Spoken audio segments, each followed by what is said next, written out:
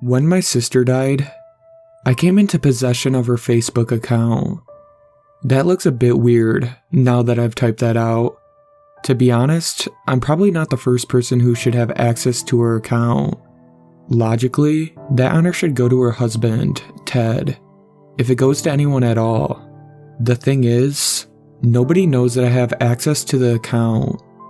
She gave me her password, Jesus, 6 years ago. She had asked me to log in and check something for her on my computer. I can't remember why now. It's one of those little memories that seemed unimportant at the time, but I miss dreadfully now. A million little interactions and words and smiles between us, and I'll never remember most of them. I digress. Anyway, the password. About a week after she died, I tried the password on a whim. I figured she must have changed it at some point within the last 6 years. But to my surprise, I was granted access right away. Honestly, Annalise, she never was very good with cybersecurity. I know I shouldn't have gone into her account. I get that, really. Even if she's dead, it's an invasion of privacy. Not just for her, but for everyone else. But I had just lost one of the most beloved people in my life, and I was grieving. It seemed okay at the time. It seemed justified. And besides, it's not like anyone had to know. I set her status to offline, so nobody would see that I'd logged in. I spent many sleepless nights looking through her Facebook, at the group she was part of, at the pages she liked, at the photos she posted. It quickly became an unhealthy addiction. Not that I cared. I was desperate for some kind of connection with her. Anything at all. And so much of her life was cataloged online. It was the perfect poison. To my great shame, I eventually began to go through her inbox. If it makes it any better, I know it doesn't. There wasn't anything groundbreaking or terrible in her messages. Annalise preferred talking to people in person as opposed to over text. Most of it was pretty mundane, sharing pictures of her little ankle-biter dog with our cousin Sam, ironing out details to a party invite with a group of college friends, planning a last-minute trip to see her best friend, Frida. The last one hurt a little to read.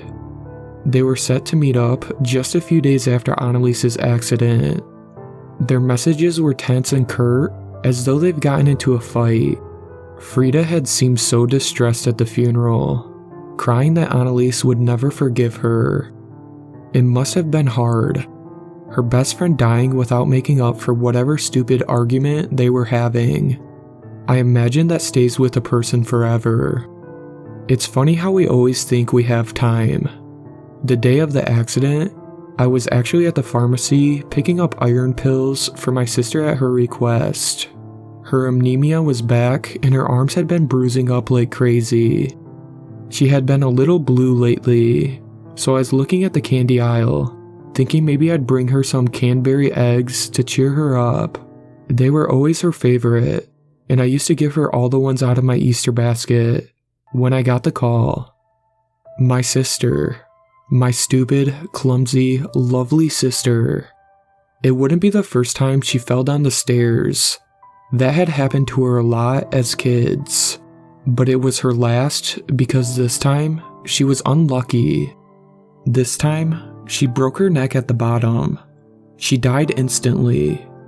The memory of that awful moment, standing in the pharmacy, my mouth hanging open in a scream that seemed to have died somewhere deep inside my chest, flashed vividly in my brain, and my face crumpled as I sat there, reading Frida's message over and over. It wasn't fair. It wasn't fair. I was still crying, curled up in my computer chair in a fetal position when Annalise received a new message. It wasn't rare for people to send new messages to Annalise's Facebook page. Most of it was clearly sent in a state of grief, people wishing she hadn't gone, wishing they had more time. I didn't read any of these messages. To be honest, that felt like too much of an invasion. Plus, they just reminded me of the fact that she wasn't coming home. And, weirdly enough, that was what I was trying to avoid by scouring her Facebook all the time. But something was different about this one. This one was from Ted. Before I could close out of the window, I read the first line. Why did things have to be that way? Visions of Ted flashed in my mind from the funeral. How pale he'd been, how shaky, like he was dying under his grief, like he had no one to share it with, although we all tried. Ignoring that little voice of my conscience, I kept reading. Why did things have to be that way? It didn't have to happen like that. You have nobody to blame but yourself, and I'm so angry with you. We could have worked things out. We could have made it work. I love you. Even in our worst moments, you knew that. How could you not? I did everything for you. Gave everything for you. You were so ungrateful. You know I didn't mean it. I just got so angry. You do that to me, you know? You make me angry, and it hurt me, too, to do that. You have no idea how fucking bad I felt about it the next day. And besides, that flight nearly broke my hand. You aren't the only one that came out hurt. I wish you'd listened. I wish you hadn't tried to run. You thought I wouldn't find out about your plans with Frida? You thought you'd be safe with her? What a fucking joke. You knew you were safe with me. I just lose my temper sometimes. Who doesn't? You're supposed to love me, and that means loving everything about me. Or were those marriage vows a lie? It's your fault. It's your fault for leaving your phone open so I could read those messages. It's your fault for hurting me when you knew I was already in pain. It's your fault for making me so angry that I did something to hurt you again. Don't you understand? It's your fault, and now you've been punished for it. As I read the messages, I became increasingly ill. Slowly, a picture started to form in my mind. A picture that made my heart rate pick up and my jaw hang open. No. Before I had time to react further, another message came in. What the fuck? Who's reading this? Shit. I'd forgotten that by clicking on the message, it sent a red message notification. In panic, I shut my computer, backing away from it like it was toxic. It took me a few hours to process what I'd seen, to try and understand it, but by the time I realized what Ted had done to my sister, I knew what I had to do. I took screenshots of the conversation and went down to the police station. It was about 3 a.m, and they were surprised to see me, of course.